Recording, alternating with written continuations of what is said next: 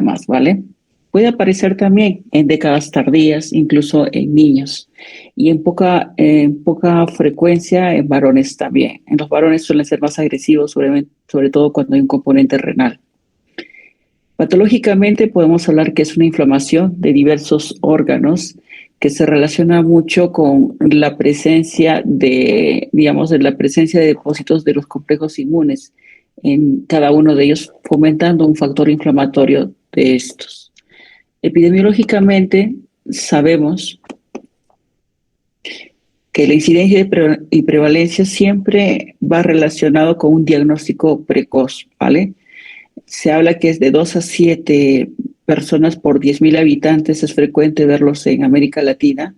Su prevalencia es de 19 a 159 por 100.000 habitantes y la relación mujer-varón siempre es de 3 a 1 en la edad fértil.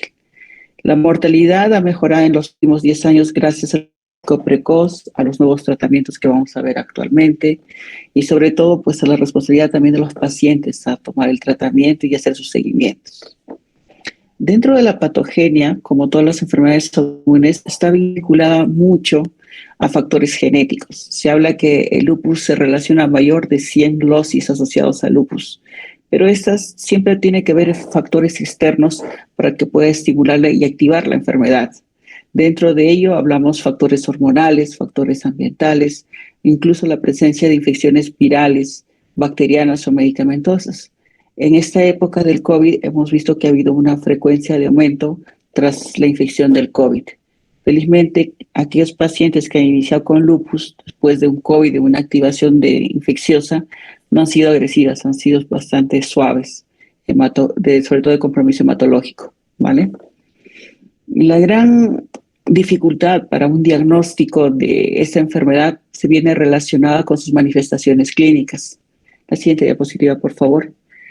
Aquí existen muchos estudios que han intentado ver cuáles son los síntomas que prevalecen en el inicio de esta enfermedad. Esta enfermedad puede simular muchas enfermedades infecciosas, oncológicas, incluso dentro de las autoinmunes también se caracteriza. Aquí pueden ver una tabla donde habla incluso una comparación dentro de la población hispana, canadiense, europea. Intentaron ver cuáles los síntomas que suelen más prevalecer en cada paciente. Y lo que han visto, lo que más resalta es que los pacientes siempre inician con artritis. Pacientes vienen con dolores, inflamación de las manos, de las articulaciones. También aquellos pacientes, algunos han presentado un común denominador que viene a ser la afectación renal, la nefropatía, el nefrolupus, ¿vale? Entonces, sea de cualquier área, digamos, tanto europea, americana, latina, estos pacientes predominan estos síntomas sobre todo. Una artritis, también estamos el eritema malar, que ahora vamos a describir, o la presencia de una fiebre de origen desconocido, que no tiene que estar relacionado, por supuesto, a nada bacteriano, a nada viral, nada oncológico. Es como descartes. En los niños se presentan más afectaciones clínicas como el eritema malar y la afectación renal. También hemos visto afectaciones neurológicas, la presencia de alopecia y linfadenopatías. Son niños que vienen con mucho compromiso general, a diferencia de los adultos, ¿no? Y ellos son los que más se afectan la parte renal, igual que los varones. Dentro de las manifestaciones generales, como ya les había comentado, siguiente diapositiva, son los síntomas constitucionales.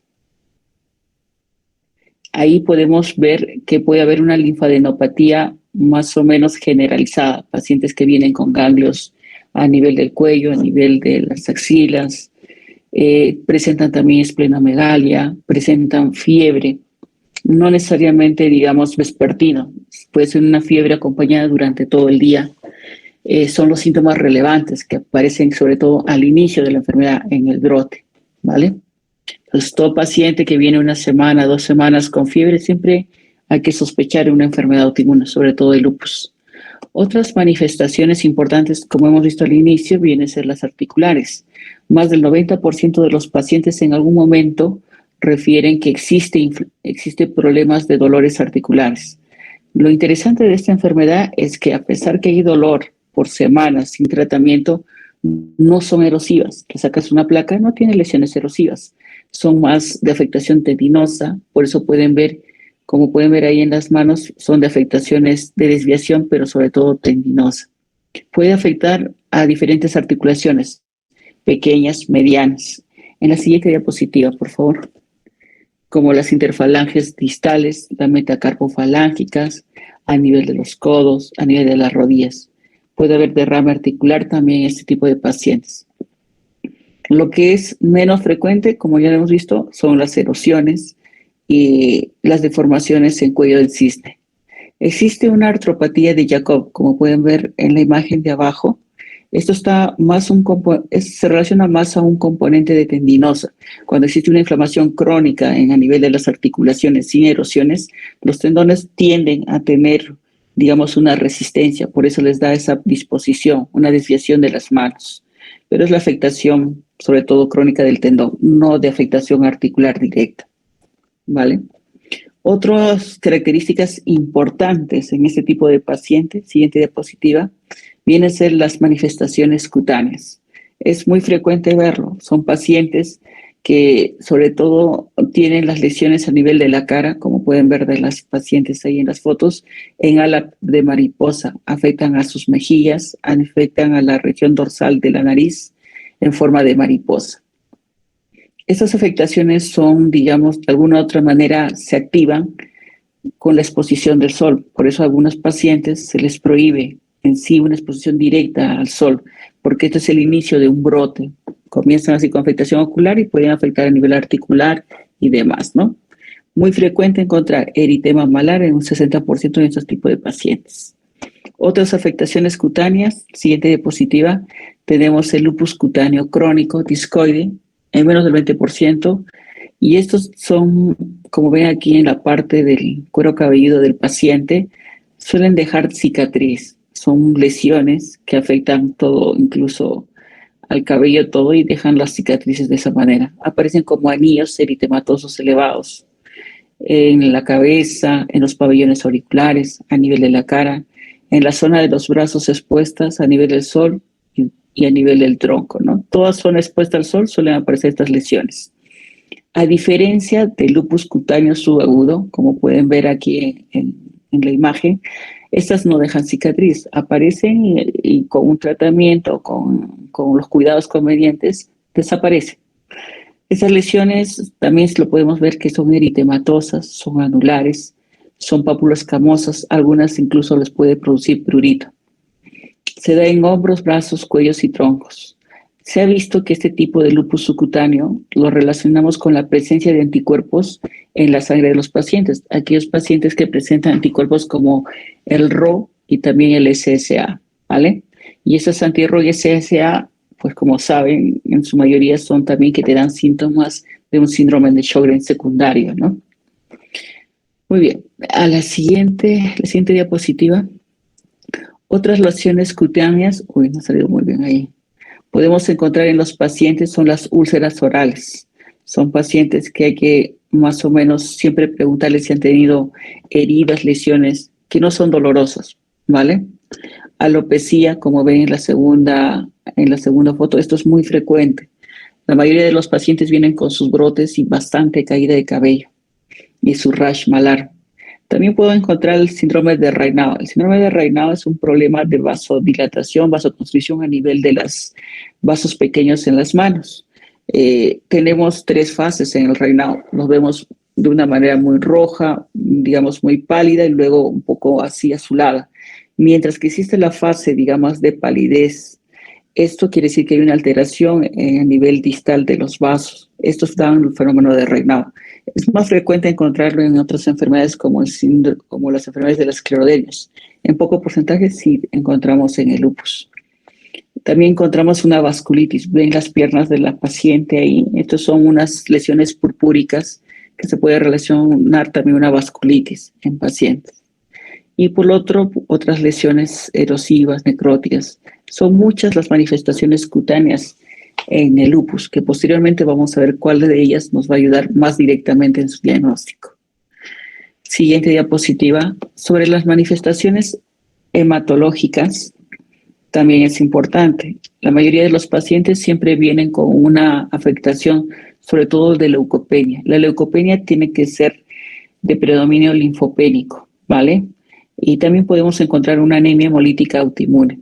Suelen tener unas anemias muy intensas, una leucopenia menos de 2.000, 3.000 y algunas veces pueden tener una trombocitopenia moderada. Es importante siempre en el diagnóstico de pacientes que entran con pancitopenia o bisitopenia sospechar un lupus, si no tuvieran los otros síntomas, ¿no? Para que estudien. Muy pocos porcentajes se ha visto una aplasia pura de la serie roja, solamente una anemia. Casi siempre lo que predomina es la leucopenia con factor linfopénico, ¿vale? La siguiente diapositiva. Sobre las manifestaciones pleuropulmonares. Esto se relaciona mucho a la presencia, digamos, de serositis. Los pacientes con lupus vienen con derrame pericárdico, vienen con derrame pulmonar. Esto es más la reacción que tienen los anticuerpos a nivel de las membranas, ¿no? Y produce un proceso de inflamación que produce así el derrame pleural. Habitualmente es bilateral, como pueden ver aquí. Aquí en la foto de la radiografía pueden ver una dilatación de la silbata cardíaca por un derrame pericárdico. Entonces, frecuente en los brotes cuando aparecen por primera vez los lupus. Otras manifestaciones pulmonares también encontramos una neumonitis lúpica, una clínica como una reacción asmática. También hay una neumopatía intersticial, pero es en poca frecuencia. La hipertensión pulmonar ya se tiene que relacionar, digamos, cuando es un lupus avanzado, con secuelas anatómicas. Puede debutar también como un síndrome de distrés respiratorio agudo. En las partes, digamos, ya más graves, los lupus más severos, algunos suelen hacer hemorragia alveolar, presentando hemoptisis, infiltrados pulmonares, descenso agudo de la hemoglobina. Felizmente es en 1%, pero son frecuentes, es infrecuente, mejor dicho, pero es la forma más grave de la presentación pulmonar, ¿vale? La siguiente diapositiva. En las manifestaciones cardíacas, como ya les había comentado al inicio, se puede relacionar sobre todo la pericarditis. Hay una dilatación en esta radiografía, una dilatación de la silueta cardíaca. Los pacientes vienen con un dolor taráxico, una disnea aguda, o algunos pueden venir asintomáticos. El diagnóstico siempre con una ecocardiografía para ver qué cantidad de líquido hay. También pueden debutar una miocarditis, también una endocarditis, presencia de arritmias con bloqueos auriculoventriculares, podemos encontrar unas vasculitis y trombosis. Entre las vasculitis y trombosis son las complicaciones de lupus ya, pero con otras enfermedades como el síndrome antifosfolipídico, que vienen siempre a la par, ¿vale? Otras manifestaciones vienen siendo las manifestaciones renales. Estas manifestaciones renales son las manifestaciones más graves que suelen llegar por emergencia. En un 25 a 50% se relaciona sobre todo en mujeres en la adultez y cuando se presenta en niños pues es alta, un 80%. ¿Cuál es la característica? Tiene que tener una proteinuria más de 500 miligramos en 24 horas. En la orina y en el estudio de la orina podemos encontrar una hematuria, una cilindruria o un síndrome nefrótico nefrítico con una insuficiencia renal aguda. Más frecuente se encuentra en los 3 a 5 años del diagnóstico. A pesar de que el paciente se le diagnostica, no toma el tratamiento, no sigue las indicaciones, en los primeros años de 3 a 5 años, si tiene dentro de la sangre un anti-DNA de doble cadena, que es un predictor de la afectación renal a futuro, pudiera presentarse esa patología, ¿vale?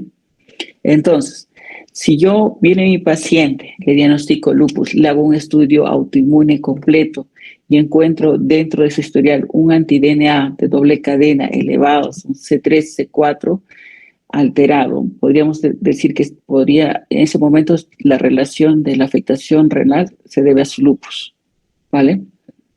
En un 10 al 20% de estos pacientes suelen fallecer y un 10 a 25% de estos pacientes suelen llegar a una falla renal crónica, ¿no? Dependientes de diálisis.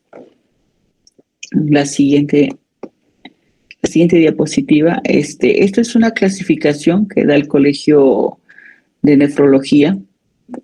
sobre todo para estadiar en qué grado de afectación lúpica tienen los pacientes que llegan con afectación renal. La clasificación nos importa a nosotros mucho para decidir los tratamientos que tenemos. Habitualmente, cuando llegan con una falla renal aguda, con una proteinuria más de 500, encontramos hematíasis y cilindruria, estamos hablando de un nivel 3, nivel 4. Y en esos niveles, el inicio de tratamiento tiene que ser más agresivo, ¿no? Usamos bolos de metilprednisolona o de ciclofosfamida, dependiendo de la reacción del paciente. Pero si mi paciente viene con una falla renal que no identificamos, que si lo ha tenido antes y tal vez viene ya con edemas, un síndrome edematoso generalizado, hacemos una biopsia y llega a una clase funcional 5 o 6, de esa clase darle un tratamiento agresivo ya es en vano, porque de una u otra manera ya el riñón ha perdido ya su función. Entonces, esta clasificación nos ayuda mucho para designar el tipo de tratamiento que hacer en el momento que vienen los pacientes, ¿vale? En la siguiente diapositiva también encontramos otro tipo de síntomas, las manifestaciones neuropsiquiátricas. El lupus imita todo, el lupus se parece a todo. Puede ser infecciosa, como les dije desde el inicio, una infección, una parte oncológica y también síndromes neuropsiquiátricos. Para yo decir que, digamos, su dolor de cabeza, su meningitis aséptica, tengo que estar muy seguro en todos los estudios. Hay que descartar totalmente afectaciones, digamos, infecciosas, ¿vale? Aquí pueden ver que hay como más de 13 síndromes neurológicos que lo han relacionado al lupus. Y esto no es frecuente, felizmente, porque no todas las cefaleas pues, se relacionan a una actividad de crisis de lupus, pero sí se pueden ver en estos pacientes en algún momento de toda su enfermedad, ¿vale? Como aquí dice, es un reto diagnóstico siempre y siempre por exclusión. Primero siempre pensar en infecciones, oncológicas o lo demás, y ya pues pensar que realmente se relacione a un proceso lúpico, ¿no? Una alteración lúpica, una psicosis lúpica, lo que podemos ver ahí. El estudio siempre neurológico tiene que ir acompañado de un estudio de imagen de descarte de lesión y una punción lumbar para que no haya una confusión, ¿no? Porque si hubiera alguno de estos síndromes y esté comprometiendo de alguna otra manera la conciencia del paciente, se tiene que iniciar nuevamente unos tratamientos fuertes, ¿no? Con los bolos que le estaba comentando, hasta biológicos, si vamos a usar, si es mucho el compromiso neurológico, neuropsiquiátrico. El siguiente, dentro de las manifestaciones oculares, pues podemos encontrar desde una conjuntivitis simple a una episcleritis, una uveitis, es menos frecuente. Las neuritis ópticas también son menos frecuentes. Lo más grave es una vasculitis retiniana, ¿no? Que se tiene que diagnosticar rápido e iniciar tratamientos con corticoides en bolos, porque si no se pierde la visión. También encontramos neuritis óptica de lupus. Todas estas afectaciones se han relacionado al lupus. También por descarte, y cuanto más rápido diagnostiquemos, menos lesiones queda en el paciente. La siguiente diapositiva. Antiguamente nosotros pensábamos, la siguiente diapositiva, lupus y embarazo. Antiguamente, pues siempre se ha escuchado en el que una paciente con lupus ya no debe tener la posibilidad de tener digamos, un futuro de hijos, de embarazos o una posibilidad de tener, digamos, una familia. Actualmente se ha demostrado más de una vez que con un lupus bien controlado, la concepción, la fertilidad se puede mantener, ¿vale? Siempre que una paciente nuestra que tiene lupus tenemos que hacer un control bastante rígido, del cual pues tiene que tener un tratamiento previo, darles unos tratamientos preventivos para planificar digamos, un embarazo normal sin complicar a la mamá, sin complicar al bebé. ¿Cuál es el riesgo alto de complicaciones en el lupus durante el embarazo? Podemos tener una hipertensión pulmonar grave, podemos encontrar también una enfermedad pulmonar restrictiva, una insuficiencia renal en pleno embarazo, una falla cardíaca aguda. Y dentro también puede simular el lupus la presencia de preeclampsia o HELP, pero todo directamente proporcional al lupus, no independiente del embarazo. También puede haber enfermedades vasculares cerebrales en los 6 primeros meses por la coagulopatía. Y puede haber una recaída grave dentro de los primeros meses previos después del parto. La vigilancia de lupus es en todo momento, antes de la gestación, darle los medicamentos que no son teratógenos y durante el embarazo, pues sobre todo vigilar las presiones, ¿no? Post el embarazo, evitar también que haya coagulopatías. Y si la paciente tiene una enfermedad como el SARS, también evitar con el tratamiento antiagregante, ¿vale? La siguiente diapositiva. Entramos al área del diagnóstico. El diagnóstico, como pueden ver, el lupus simula todas las clínicas sabidas por haber. Tú puedes diferenciarlo fácilmente con enfermedades bacterianas por la presencia de fiebre, por una conjuntivitis, un problema de tos, un malestar de dolor articular. Te lo puede dar un problema infeccioso, como también te puede dar una alteración hematológica que también puede vigilar un problema oncológico. Entonces, ante este problema de que se simulaba todo lupus, se decidieron crear criterios diagnósticos. Cada año intentan de alguna u otra manera dar más especificidad y sensibilidad a ciertos síntomas y a ciertos estudios inmunológicos para que sea mucho más fácil el diagnóstico y sobre todo certero en el tratamiento. Por ejemplo, dentro de los criterios de clasificación, vamos a pasar rápido. Hemos encontrado desde los criterios de 1982, siguiente diapositiva, donde hablaban de todo, una manera así general, sobre todo mucha presencia clínica. Esto, al ver que era muy amplio y había mucha sensibilidad y no especificidad, se siguieron los estudios y se crearon los criterios diagnósticos de SLIC del año 2012. La siguiente diapositiva. Aquí ya abrieron un poco más la presencia de criterios inmunológicos como los anticuerpos SANA, los anti-DNA de doble cadena, los SMIT, los antifosfolipídicos y la presencia de los complementos, incluso el humus directo, que sea positivo. Esto ha ayudado en algo al diagnóstico un poco más certero, pero actualmente hay nuevos criterios diagnósticos como el año 2019 lo publicó el EULAR siguiente, el ACR EULAR, que son, digamos, las dos referencias mundiales que tenemos en el área de reumatología, crearon un nuevo criterio diagnóstico en el cual dijeron que para yo sospechar un lupus, sí o sí debe tener un ANA, que es un anticuerpo nuclear, mayor de 1/80 o una prueba de equivalente positiva, como a veces se hace en los SERPs-2, ¿no? Entonces, si yo tengo clínica como una fiebre, que me es suficiente, si la fiebre con un ANA mayor de 1/80, puedo ya estar sospechando de un lupus. Entonces, puedo encontrar los otros criterios, como ven aquí, son 7 criterios clínicos. Si añade a esos dos digamos, síntomas y hay un puntaje mayor de 10, podemos hablar que estamos frente a un lupus, ¿no? Lo interesante de estos nuevos criterios clínicos ya reducen un poco más la clínica, porque como han visto, hay mucha clínica que semeja o que aparece durante un brote de lupus. Ya hablan de síntomas constitucionales, ya no hablan de enopatías ni nada, hablan simplemente de fiebre que le da un puntaje de 2. De la artritis, si lo tienen claro, en la artritis tiene que caracterizarse por inflamación o derrame en más de 2 articulaciones. Ya no hablan de una articulación simple como las del 2012, ¿no? Y siempre que tiene que ver rigidez matutina mayor que 30 minutos. A esa presencia de síntomas le da un puntaje de 6 puntos. A nivel cutáneo, pues aquí sigue prevaleciendo los 4 importantes que hemos hablado cada uno, pero si encontramos 2 o 3, no vamos a sumarlos. Estos criterios, tiene que salir un solo criterio, el de mayor puntaje, para darle validez al diagnóstico final, ¿vale? También el neurológico, hemos visto que hay como 12 síndromes que se han encontrado dentro del lupus, pero solamente han clasificado a estos 3, el delirium, psicosis y convulsiones, con diferentes puntajes. Sobre la serositis, tiene que estar demostrado con una ecografía o un ecocardio, como hemos visto, que existe un derrame pleural o pericárdico, o también una pericarditis aguda, que también tiene sus puntajes. En la parte hematológica, cuando hablamos de leucopenia, hablamos que los leucocitos sean menos de 4.000, de predominio linfopénico.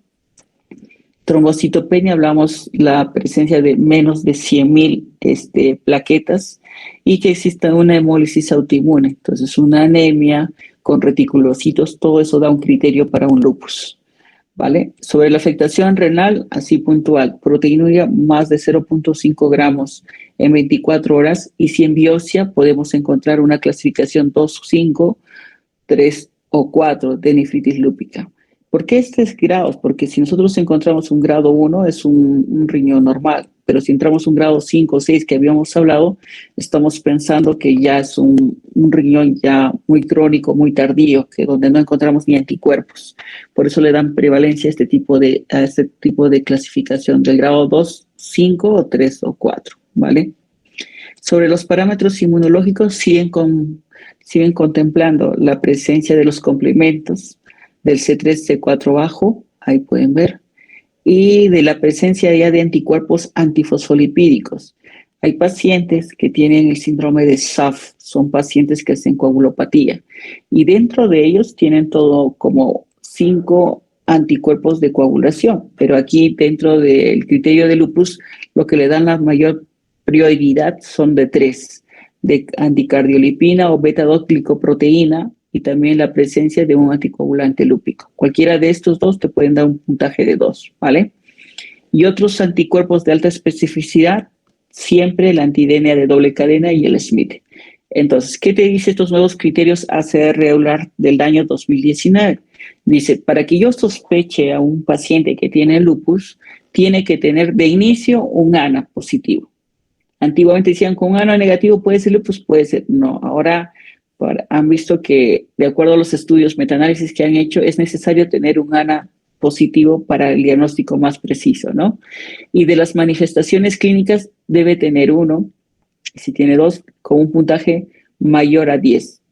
No necesariamente tiene que cumplir 4 o 5, sino que sea un puntaje mayor de 10, independiente cada uno, podríamos ya sospechar con alta sensibilidad y especificidad, hablan de un 90% y un 83% respectivamente, de que estamos ante un lupus, ¿no? Para la actitud del tratamiento. Muy bien, eso es lo más novedoso que hay en estos años, incluso dentro de pandemia. Sobre el tratamiento. El tratamiento va a ir dirigido siempre a la clínica del paciente, a los exámenes de laboratorio, y eso siempre va a depender de una buena historia clínica, de un examen lo necesario que necesitamos y del compromiso de los órganos. En reumatología nosotros, o ustedes habrán visto, van a ir a hacer el internado o van a ver en hospitalización, usamos unas tablas donde hablamos del SLEDAI, el SLIC, todo eso. Son tablas sobre todo que usamos para medir la gravedad del paciente. Y ahí te dice, pues, qué es lo que tiene, si tiene fiebre, cuánto de fiebre, le damos un puntaje. De acuerdo a eso, miramos la actividad al inicio, también que nos ayuda para hacer el seguimiento del tratamiento, ¿vale? Siguiente. El tratamiento siempre va relacionado a las manifestaciones clínicas. Por ejemplo, las manifestaciones menores que vienen en pacientes con lupus pueden venir con una febrícula, con dolores articulares, intermitentes, manifestaciones cutáneas, una serositis leve que se le ha encontrado, sin necesidad de hospitalización, nada, se les trata fácilmente con un poco de antiinflamatorios y antipalúdicos. Lo más usual es la hidroxicloroquina. Usamos con dosis de 200 o 400. Antiguamente se usaba la cloroquina, pero se ha visto su toxicidad, sobre todo a nivel retinial, en los ojos de la retina, que puede producir una lesión de mácula. Por eso actualmente solamente se usa la hidroxicloroquina. En las formas moderadas son pacientes que vienen con artritis persistente, deformante, erosiva, con lesiones cutáneas graves, serositis moderada, trombocitopenia moderada. En este tipo de pacientes ya usamos corticoides con algunos fármacos. Podemos usar la prednisona 1 por kilo, vía oral, con el uso de satioprina, metformina, dependiendo dónde está afectando los síntomas, ¿no? Y las formas más graves siempre va a ser la presencia de afectación a nivel renal, la nefritis lúpica. El estadio 3 o 4, donde se demuestra que existe una microangiopatía trombótica también, ahí se relaciona con el SAF, o pacientes con afectaciones neurológicas, como hemos visto, la más grave son las convulsiones, aquellos pacientes que vienen con afectación pulmonar, la neumonitis lúpica o hemorragia pulmonar también, afectaciones cardíacas vasculares graves como la hipertensión pulmonar o una hipertensión portal, o afectaciones cutáneas muy graves, el lupus ampolloso, tienen lesiones ampulares ahí, paniculitis lúpica y citopenias graves, ¿no? En este tipo de pacientes tenemos un protocolo de uso. Primero usamos dosis altas de los bolos de metilprednisolona. Si no hay respuesta, pasamos a la semana un bolos de ciclofosfamina por un periodo incluso de un año, dependiendo de la gravedad. Si en medio no responde, digamos, en los 3 meses de protocolo de ciclofosfamina, ya usamos tratamientos biológicos. Aquí lo que se ha demostrado hasta el momento, tenemos que el único tratamiento aceptado para el lupus es el belimumab, pero por ensayos clínicos ante la necesidad y gravedad de estas afectaciones, hemos usado de una manera empírica el rituximab, el abatacept, el etanercept, el adalimumab y tocilizumab con una respuesta limitada, ¿no? Estos biológicos, sobre todo abatacept, etanercept, rituximab, adalimumab y tocilizumab, son biológicos más experimentables a nivel de la artritis reumatoide que en el lupus. Siguiente. Esta es una clasificación, sobre todo dirigido a la afectación de lupus según el compromiso renal o no renal. En las afectaciones que no son renales, pues siempre antipalúdicos, como hidroxicloroquina o cloroquina, como los había comentado, el uso de metotrexate, todos los fármacos no biológicos, ¿no? Metotrexate, leflunomida, azatioprina, ciclofosfamina o micofenolato. Suelen responder fácilmente los pacientes en 3 a 6 meses, se estabilizan fácil. Pero aquellos inmunosupresores en la nefritis lúpica, cuando son grado 3, 4 más agresivas, ya usamos ciclofosfamida, acetioprina o micofenolato. Las terapias biológicas, las que ya le había hablado, la más dirigida es el belimumab demostrada en lupus. Las demás usamos pues ante no respuesta, ¿no? La siguiente. Y en conclusiones, ¿qué podemos hablar nosotros o decir de lupus? El lupus es una enfermedad compleja que afecta sobre todo a mujeres jóvenes en edad fértil, ¿vale? En niños se manifiesta o debuta de forma mucho más grave, sobre todo renal y hematológica. Son pacientes que vienen con pancitopenia agresiva. El diagnóstico siempre va a ser difícil por la diversidad de manifestaciones clínicas, como han visto, por lo que el paciente debe ser visto siempre de forma integral, descartando problemas infecciosos, oncológicos y entramos ya en las inmunológicas. Los tratamientos actuales han mejorado mucho la sobrevida y sobre todo que la responsabilidad del paciente, ¿no?, de acudir de una manera más pronto al médico especialista para ayudarle. El embarazo en lupus es factible si se planifica bien, con un cuidado antes de la concepción, durante el embarazo y postparto. Pueden tener los hijos que planifique la familia sin ningún problema. Los corticoides solamente nosotros lo utilizamos en las fases más agudas de la enfermedad o en los brotes de la enfermedad. No los solemos usar siempre. Este mantenimiento no existe corticoides, ¿vale? La remisión siempre es posible con un buen control clínico y nuevos tratamientos.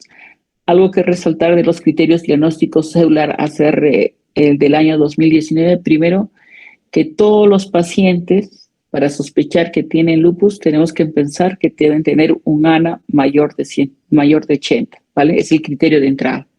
Si ya vemos eso, podemos ver que los puntos solo se van a contar si no hay otra causa distinta al lupus. Ahí está diciendo que tienes que estar seguro si tiene fiebre, no es por un proceso infeccioso u otra clase, que la fiebre es porque estamos enfocados al descarte de lo demás, que ahorita es solamente autoinmune. Solo cuenta los criterios más altos en cada categoría. Si encuentran 4 criterios en cutáneo, van a agarrar solamente uno para que entre en la suma de la clasificación. La clasificación de lupus requiere al menos un criterio clínico, no solamente es inmunológico. La ocurrencia de un criterio en al menos una ocasión es suficiente. Lo interesante de estos nuevos criterios clínicos habla de que mi paciente puede sumar síntomas en un periodo de tiempo. Por ejemplo, tiene un ANA mayor de 80, ha tenido fiebre de aquí hace 3 semanas prolongadas sin saber de qué, que no tenía infecciones, nada, y ahora viene con una visitopenia. Esos son acumulativos, el puntaje para el diagnóstico. No necesariamente tienen que tener todos los síntomas en ese mismo momento, ¿vale? Y ahí está. No es necesario que los criterios ocurran simultáneamente. Muy bien. Y eso es todo sobre lupus. ¿Tienen alguna pregunta sobre lupus que les pueda, antes de entrar a la artritis reumatoide? ¿Alguna consulta?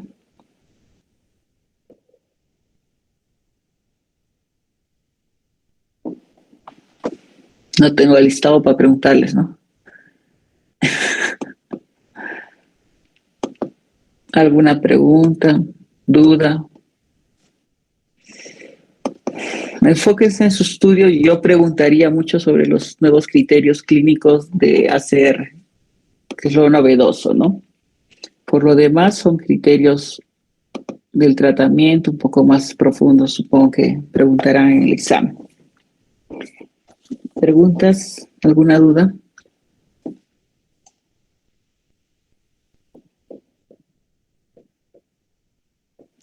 Araceli, pasamos a la siguiente entonces.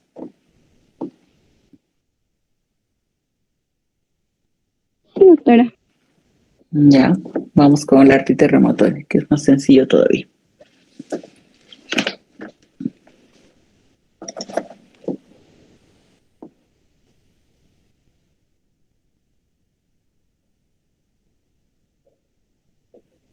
Bien.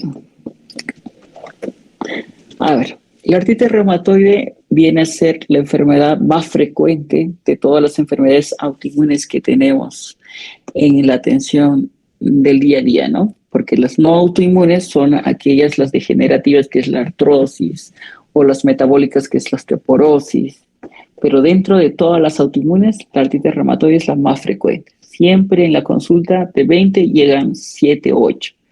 Y lo bueno que últimamente los diagnósticos por parte de los médicos generales, los serumistas, están enviando bastante rápido antes que haya lesiones que no se pueda recuperar, ¿no?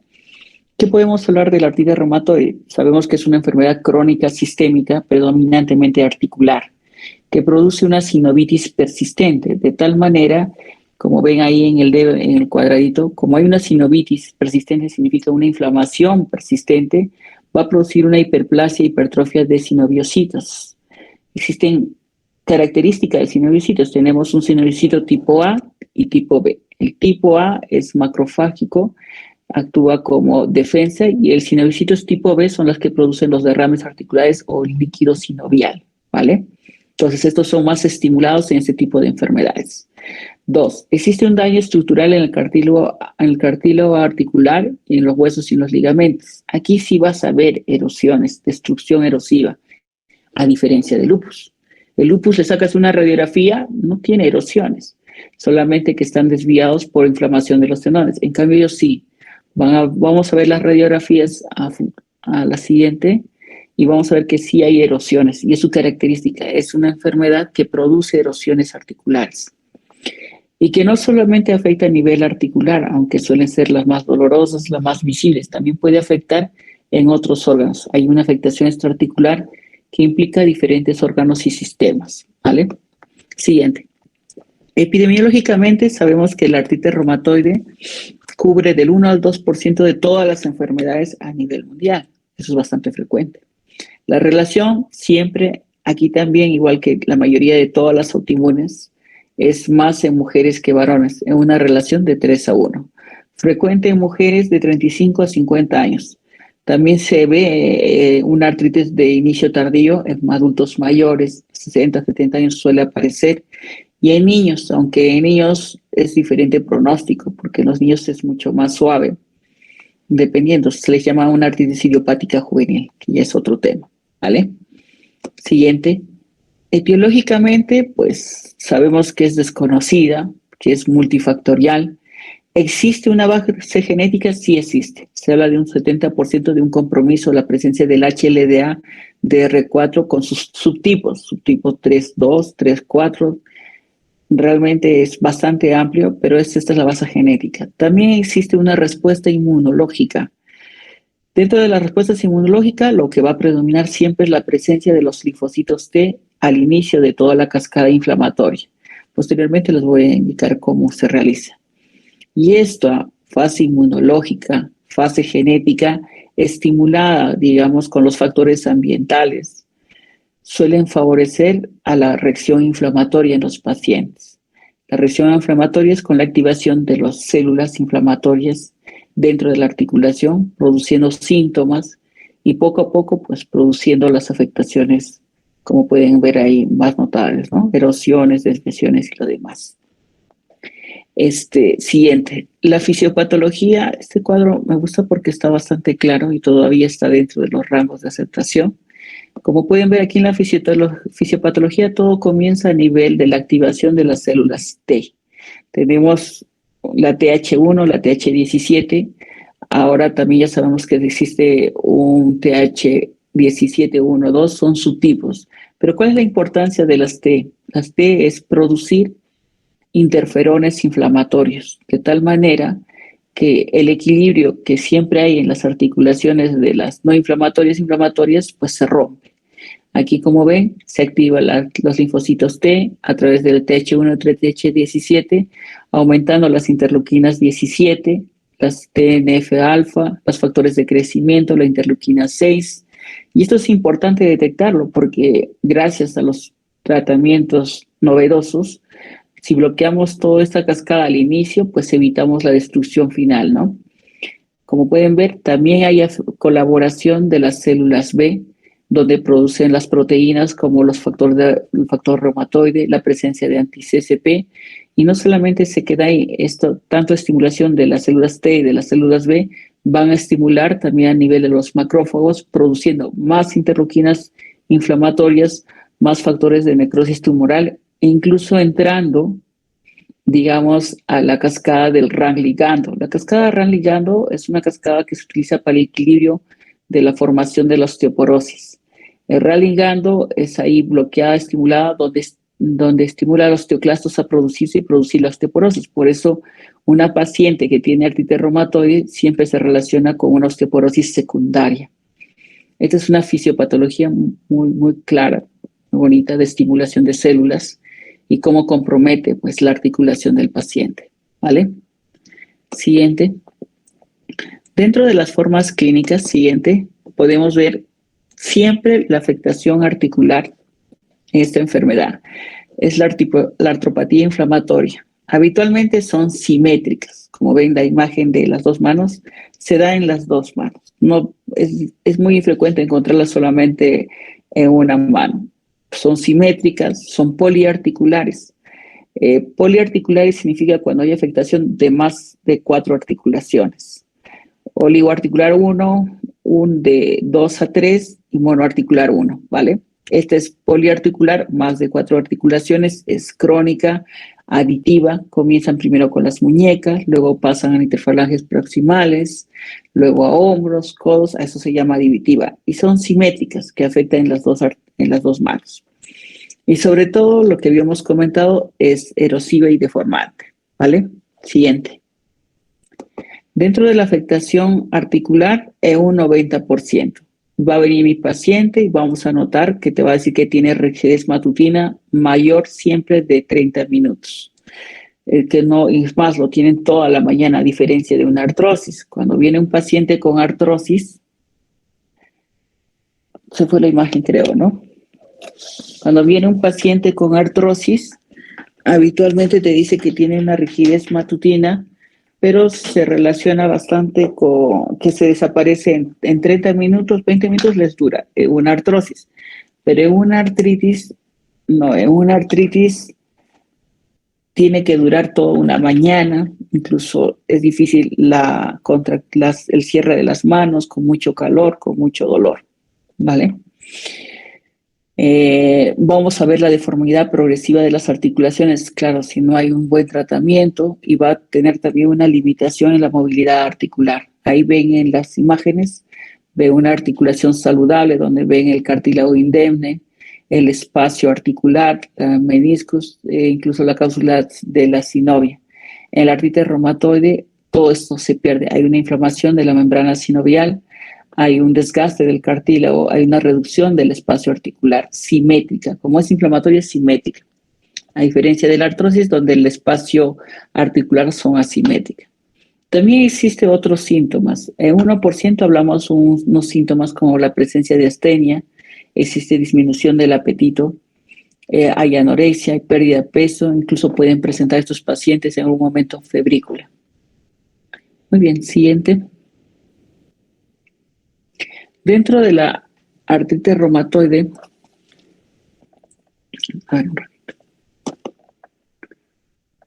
sobre la afectación de los huesos, ¿dónde afecta más? ¿Dónde nosotros solemos explorar más físicamente y podemos saber si existe ahí la enfermedad.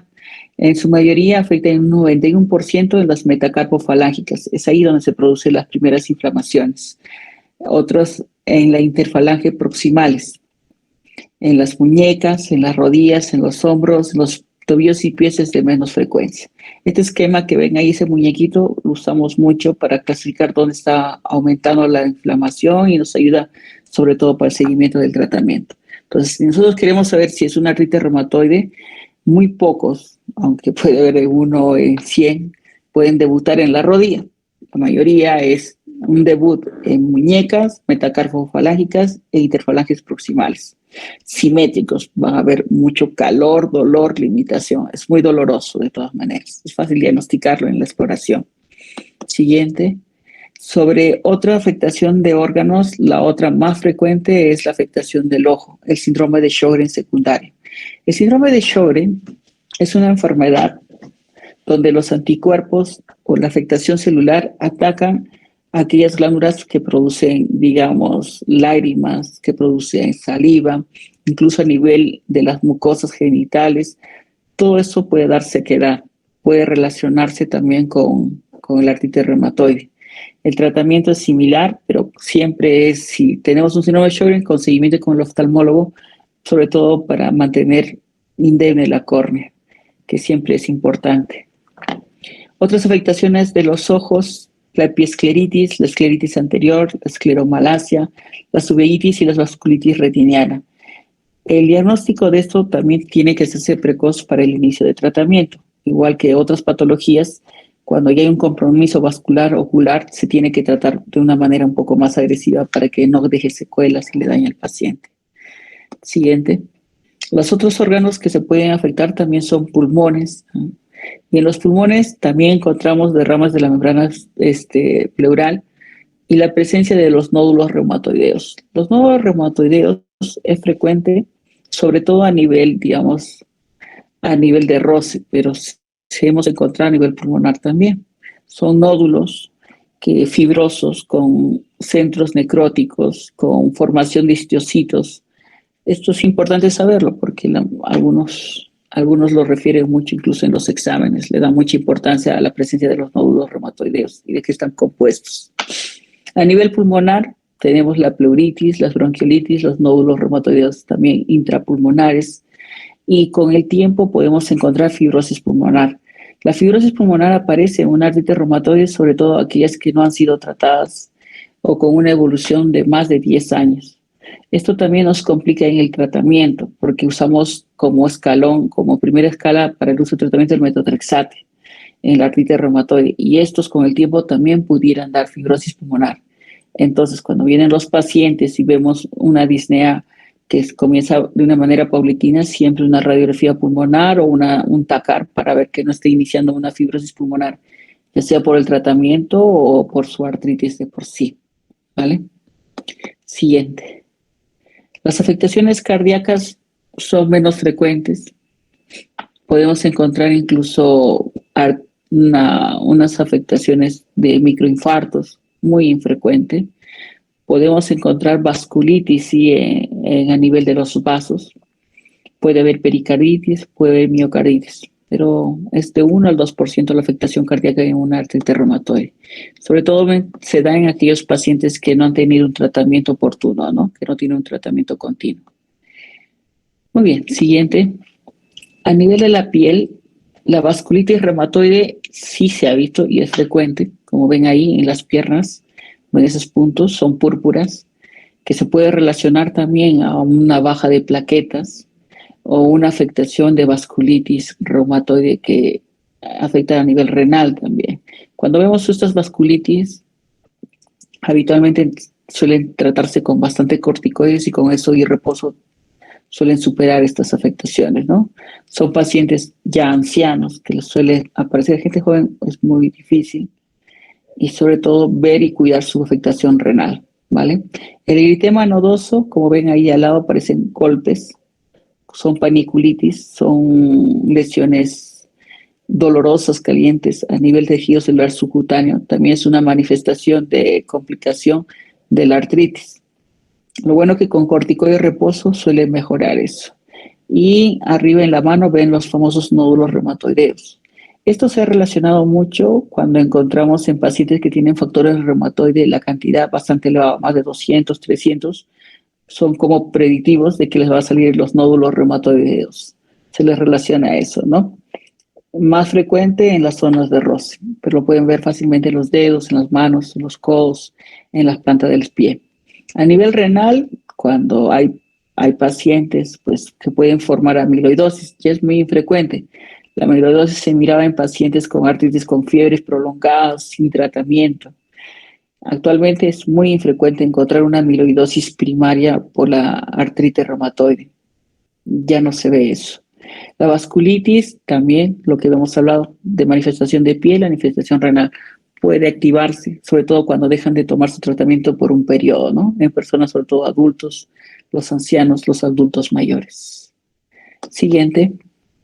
Sobre las imágenes radiológicas, hay que tener características. Como ven ahí, lo más frecuente que van a ver, como en la radiografía de abajo, donde están las dos manos completas, existe una osteopenia, una disminución de la mineralización yuxtaarticular, quiere decir, alrededor de la articulación lo ve más claro. Esta es una osteopenia yuxtaarticular. ¿Por qué se da? Porque en toda esta articulación está produciéndose una afectación inflamatoria. Primero vemos esto. Para yo llegar a unas erosiones marginales, como está en la imagen superior, tiene que pasar mínimo 6 semanas a 12 semanas para yo ver una pequeña erosión. Por eso las radiografías no lo utilizamos actualmente como un diagnóstico, criterio diagnóstico para la enfermedad. ¿Por qué? Porque esto ya es una manifestación tardía. Si yo quiero saber si mi paciente tiene artritis reumatoide de una manera precoz, lo ideal es la resonancia magnética, donde vemos edema a nivel articular en la lectura de STIR, ¿no? Pero aquí, con estas erosiones, ya estoy diciendo que la paciente ya tiene deformaciones, que lo tiene por lo menos con esta erosión más de 6 meses la enfermedad y es muy notoria clínicamente. Siempre lo ideal es hacer un diagnóstico precoz, ¿no? También vemos que existe una simetría proximal y bilateral en las manos. Aquí, como pueden ver ahí donde están las erosiones, ustedes ven una disminución del espacio articular que es simétrica. Ya les había comentado, esto se da porque hay inflamación en la articulación. Cuando vemos una disminución de la articulación asimétrica, se relaciona mucho a la artrosis, a procesos degenerativos. También podemos ver en la radiografía un poquito, la de arriba, un aumento de los espacios de los tejidos blandos. Hay edema de tejidos blandos periarticulares. Existe una clasificación de lectura, la lectura de Sharp, que nos ve cómo se cuantifica cuántas erosiones tienen los pacientes para ver el seguimiento del tratamiento, ¿no? Eso a veces lo usamos, pero casi siempre el seguimiento de todos los pacientes lo usamos a través de la sangre, que es más directo, ¿no? Muy bien, siguiente. La única clasificación aún vigente, a diferencia del lupus que salió el año 2019, tenemos en la artritis reumatoide aún la del año de 2010. Todavía no ha habido actualización ni por ACR ni por EULAR. Y aquí habla 3 campos muy claros, que tiene que haber una afectación articular, tiene que haber una presencia de anticuerpos de manera serológica y tiene que haber una duración, si es posible, mayor o igual de 6 semanas. La afectación articular serológica y esto tienen puntuaciones. Si es más de 6, estamos frente a una artritis reumatoide, ¿no? Como pueden ver, en la afectación articular, sobre todo cuentan las articulaciones. Las que tienen más peso, digamos, las que tienen más puntaje, son las afectaciones de articulaciones pequeñas, como son de la mano y de las interfalanges proximales. Esas tienen, si son más de 10 y son simétricas, que fácilmente una artritis lo puede tener, tienen un puntaje alto ya de 5. En la serología podemos tener un factor reumatoide y un anti-CCP negativo. Eso, si hay un puntaje alto, se puede considerar, ¿no? Existen artritis seronegativas, sí las hay, a diferencia del lupus. Actualmente ya no existe un lupus sin un ANA positivo, tiene que tener un ANA positivo. En la artritis sí podemos considerarlo, Si hay afectación clara articular con erosiones y le ha salido un factor reumatoide y un anti-CCP negativo, pudiera tener una artritis reumatoide. Se llama artritis reumatoide seronegativa. Y también la presencia del factor reumatoide o anti-CCP, dependiendo si uno es bajo, va a tener una puntuación aquí. La presencia de reactantes de fase aguda también es importante. Usamos mucho la VCG y la PCR. Cuanto más elevadas tienen mayor puntaje, como pueden ver ahí. La duración, el estudio de todo paciente con dolores de articulaciones pequeñas, más de 6 semanas, se tiene que ya profundizar siempre, ¿vale?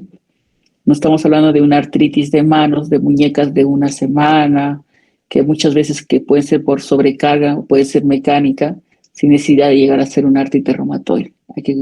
Hay que esperar más o menos 5 a 6 semanas para aclarar bien eso clínicamente. Siguiente.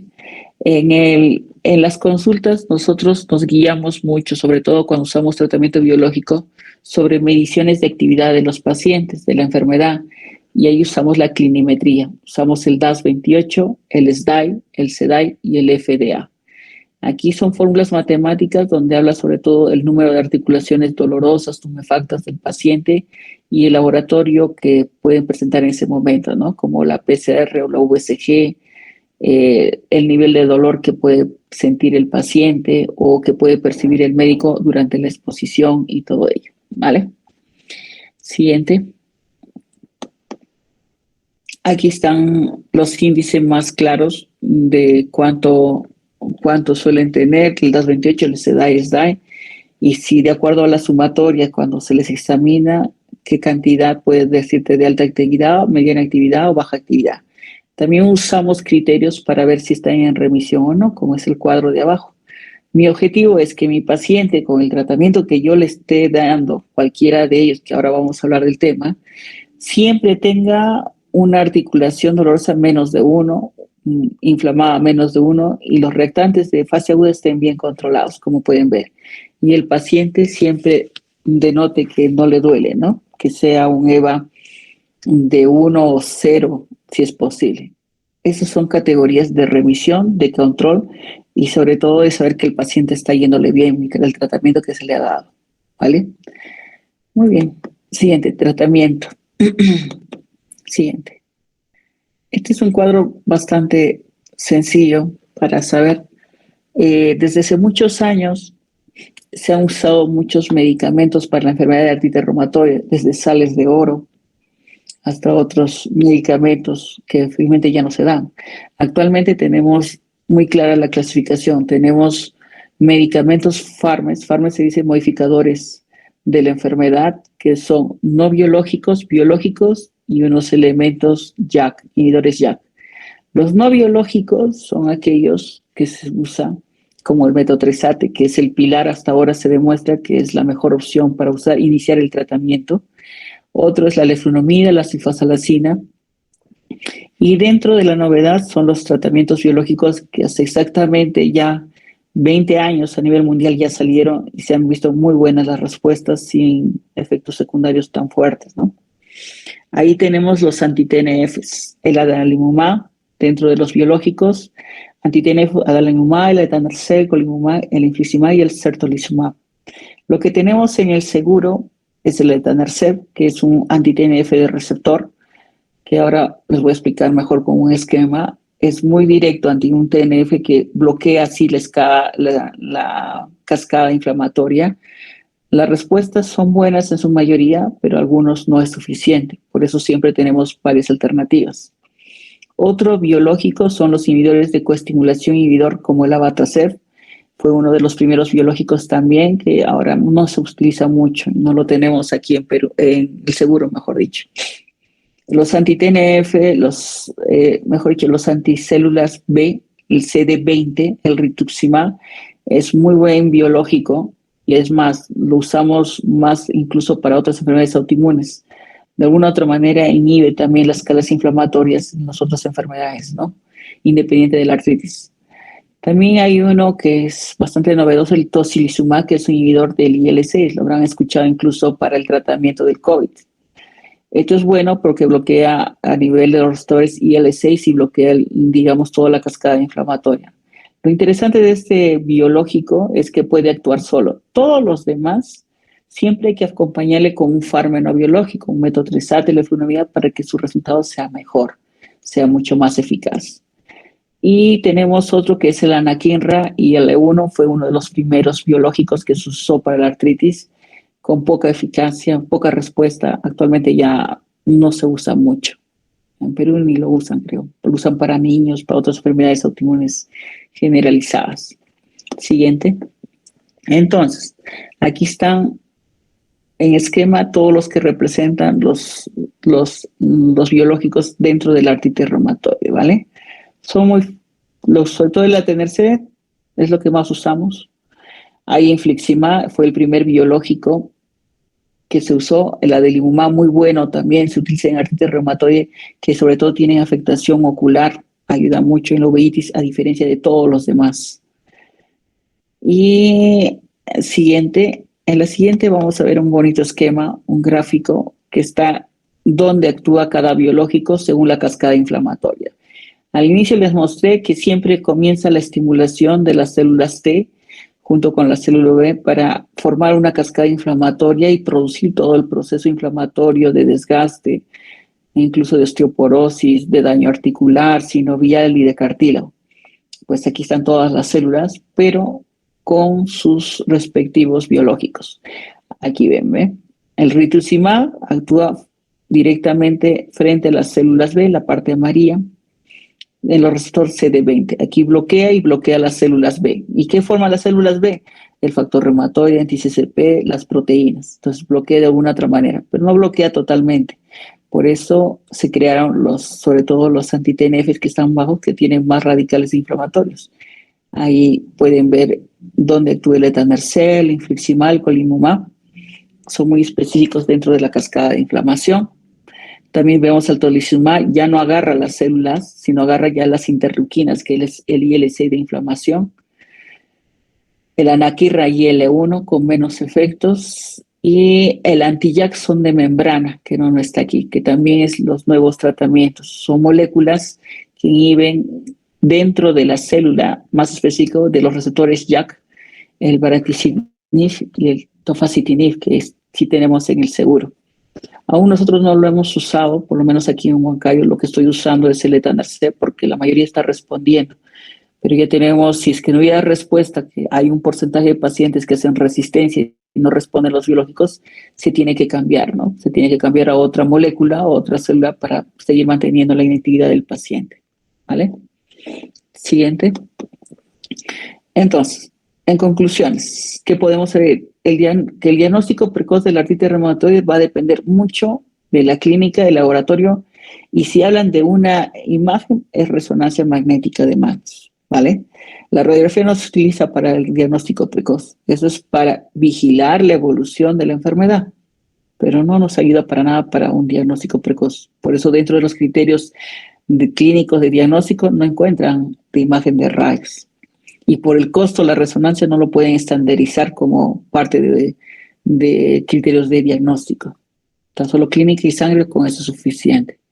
Por otro lado, el inicio precoz del tratamiento, ya sea un fármaco no biológico, JAK, está invitando grandemente, digamos, lesiones incapacitantes en los pacientes. Si yo tengo un paciente en los primeros 3, 6 meses, tengo que controlar la enfermedad, tengo que llevar a remisión total. Si yo logro eso, pues el paciente se puede quedar años con el tratamiento. Tengo pacientes que son militares, ingenieros, arquitectos, abogados, que tú le ves con buen tratamiento, no tienen ningún síntoma, ninguna lesión, y eso es gracias porque han acudido al especialista en el momento oportuno. Y sobre todo porque tienen el tratamiento y se cuidan. Su vida es totalmente normal, no tienen episodios de lesiones, eso que actualmente ya felizmente son menos pacientes con tantas lesiones ahí de deformaciones. Ya no se ve tanto eso.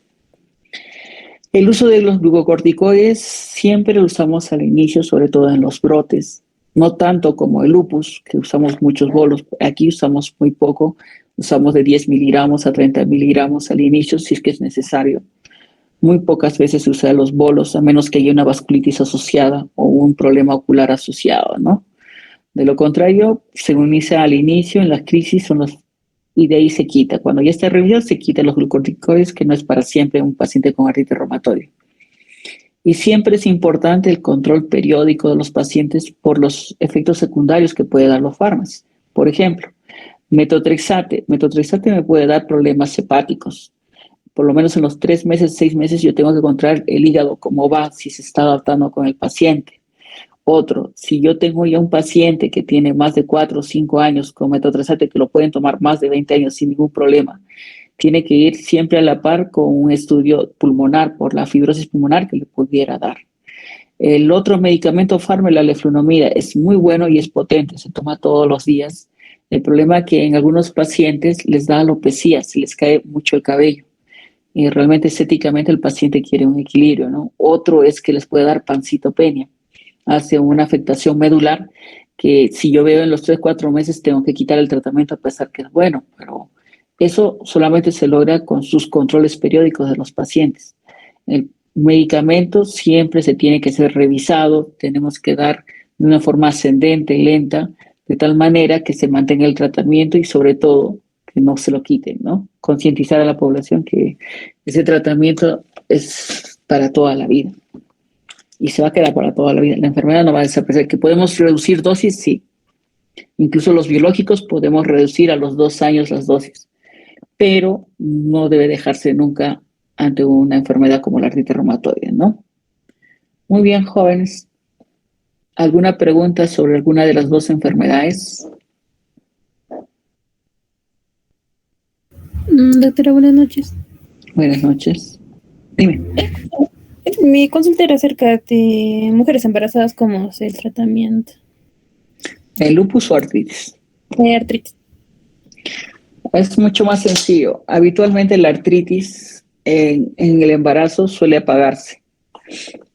Primero, si yo tengo a mi paciente en edad fértil y me dice, doctora, yo quiero tener un hijo, porque eso tiene que ser programado. No se debe entrar así a un embarazo simple porque el metotrexate es teratógeno.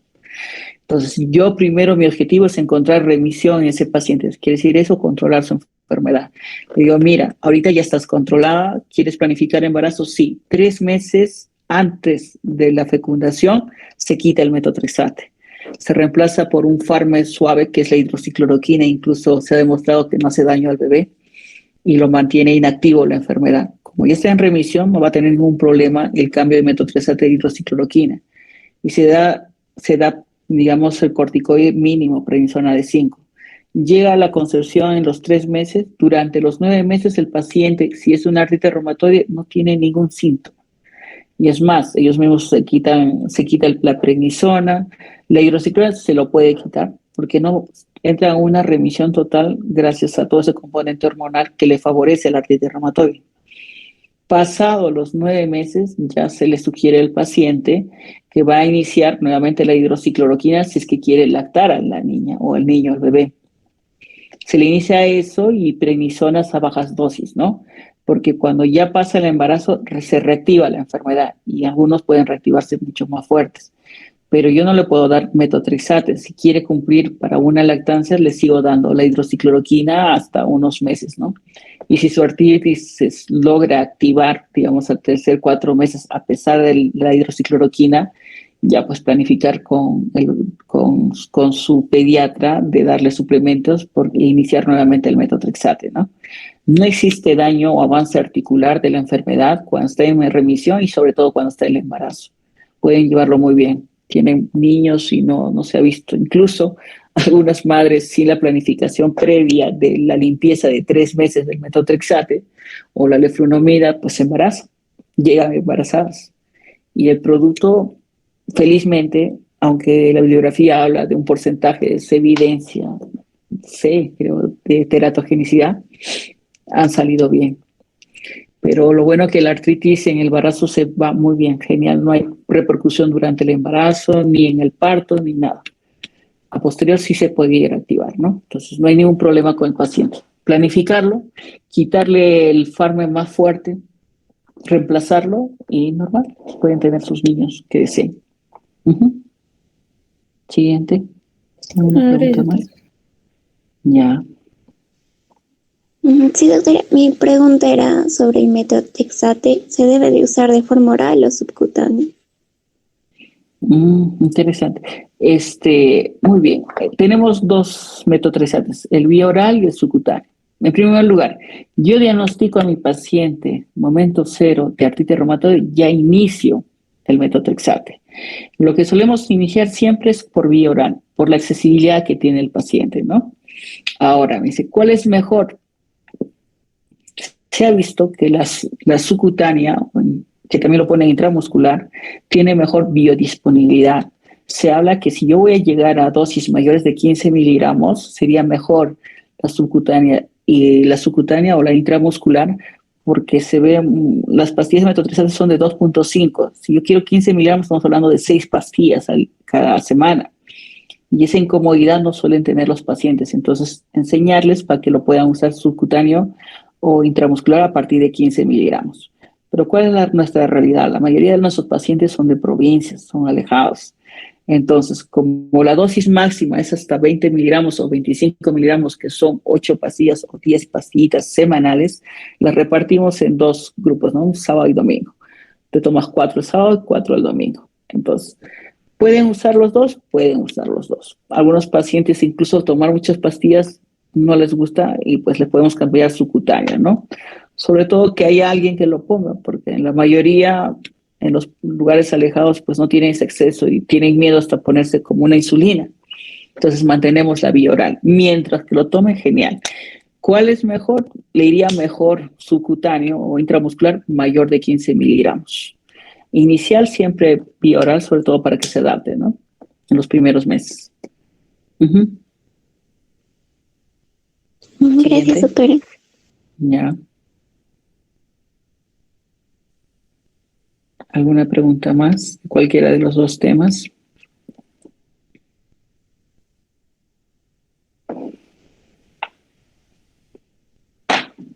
Supongo que entendí todo, ¿no? Está sencillo. A ver, no, ni los conozco. A ver.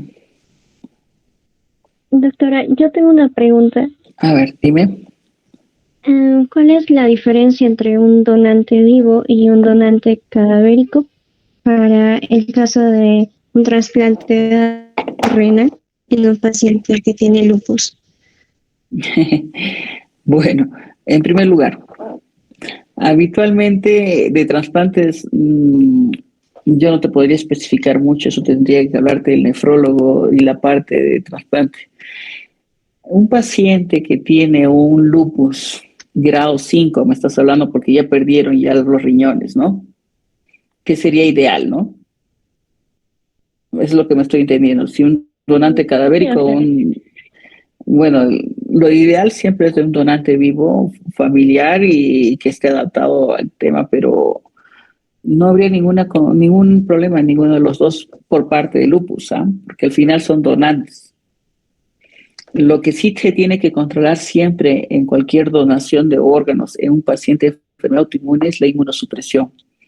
De por sí el paciente que no tiene lupus, que recibe una donación, digamos, de un órgano cadavérico vivo, le dan una inmunosupresión, le dan medicamentos que se utiliza así. Yo creo que usan micofenolato, dosis altas para inmunosuprimir, digamos, su sistema autoinmune y no rechazar los órganos de por sí. En pacientes con lupus es igual, pero a más dosis. Y puede ser cualquiera de los dos, con la experiencia que haya, ¿no?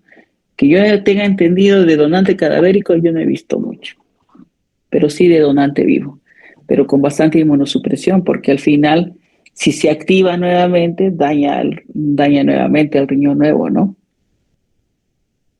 Pero de por sí ya sin ser lupus les da un montón de inmunosupresión para su adaptación de su nuevo riñón, ¿no? Más no tengo tanta información sobre la donación renal de esos dos tipos, más no te podría yo profundizar, yo creo que el cirujano te podría profundizar eso un poco más. Pero si es inmunosupresión, hay nada más. Ya, doctora, gracias. Ya. ¿Alguien más? Doctora, ¿nos podría hablar un poco más acerca de Bueno, acerca del lupus laico medicamentoso. El lupus light o medicamentoso, bueno, existen varios tipos de medicamentos que te pueden dar esos tipos, el tipo de lupus medicamentoso. Habitualmente encontramos dentro de los anticuerpos de estudios los anticuerpos antihistona, ¿vale? Puede darte incluso diuréticos, medicamentos antiguos. No es muy frecuente. Lo interesante de ese lupus light es que los síntomas sistémicos no son floridos. Podemos encontrar más afectación hematológica, pero articular, cutánea, todo lo demás es muy, muy poco. Y tienen dentro de los, aparte del ANA, lo que prevalece es el anticuerpo histona, antihistona. Es fácil de definir con ello. ¿Se puede tratar? Sí, se trata de una manera leve dentro de los grados que les he enviado de los cuadros de los grados de lupus. La parte más leve se trata con hidroxicloroquina y si es necesario, analgésicos antiinflamatorios si hay una afectación, ¿no? En su mayoría que encuentran así de hallazgo por el uso de fármacos, a veces ni siquiera dan síntomas, no se les da tratamiento. Más si es un anticuerpo antihistona, se los deja observando. Si es que mantiene un síntoma, se inicia un tratamiento. ¿Vale? Gracias. Son muy infrecuentes y se les observa. Ya. Siguiente.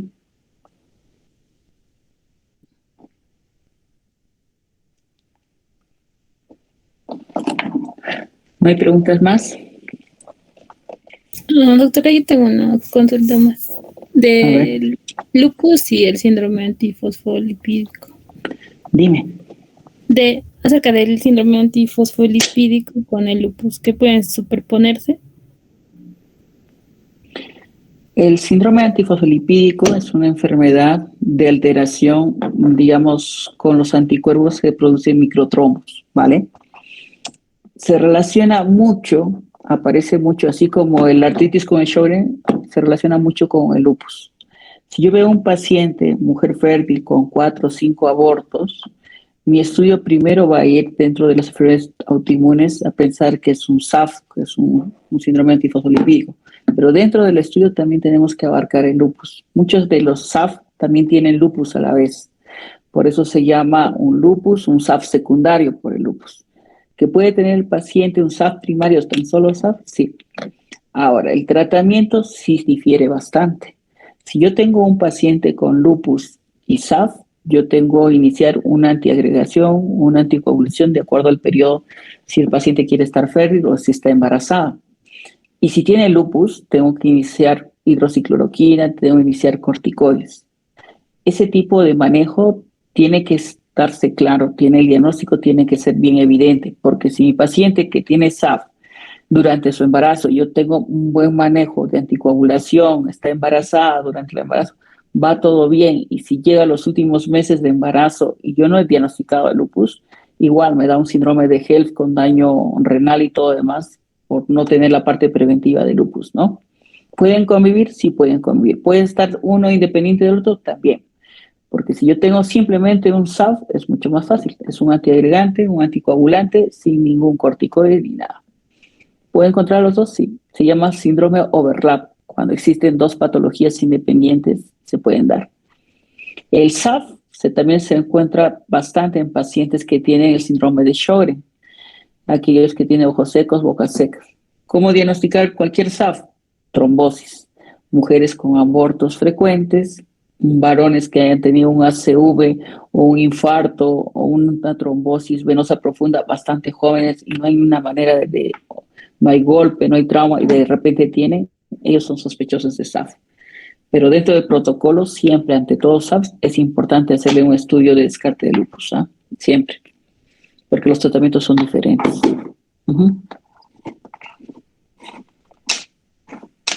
¿Otra pregunta?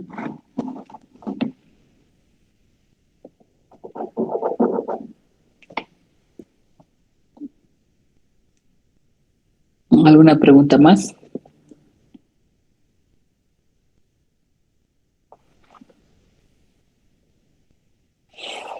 Bueno, ¿quién es la delegada?